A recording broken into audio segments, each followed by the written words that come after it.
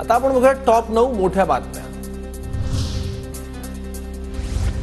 यंदाही 10वीच्या निकालात कोकण अव्वल, मुलींनी मारली बाजी, तर नागपूरचा निकाल सर्वात कमी। 10वीचा एकूण निकाल 95.81%।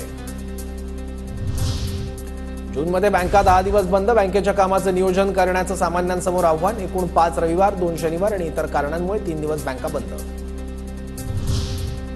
येत्या 5 दिवसात केरळमध्ये मान्सून दाखल होणार, मान्सून दाखल होण्यासाठी अनुकूल परिस्थिती, भारतीय हवामान खात्याची माहिती।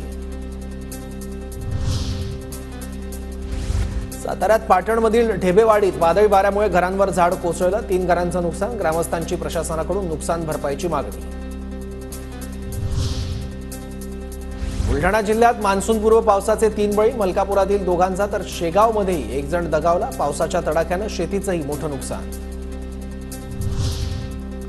अकोल्याच्या पातूर तालुक्यात वादळी वाऱ्यामुळे वाडेगाव सस्ती मार्गावर झाड पडलं उन्मळून, वाहतुकीवर परिणाम, वाहन चालकांचे हाल। अवकाळीमुळे झालेल्या नुकसानीची भरपाई तात्काळ द्या, मुख्यमंत्री शिंदेंचे मुख्य सचिव नितीन करीत यांना आदेश। नुकसानग्रस्त शेतीचे पंचनामे करण्यास दिरंगाई न करण्याच्या सूचना।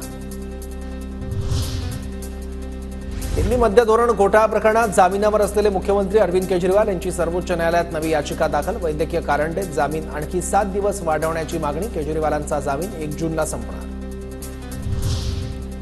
कर्नाटकमधील लैंगिक शोषण प्रकरणातील आरोपी प्रज्वल रेवण्णा 31 मे रोजी सरेंडर करणार, व्हिडिओ जारी करत प्रज्वल रेवण्णाचा खुलासा।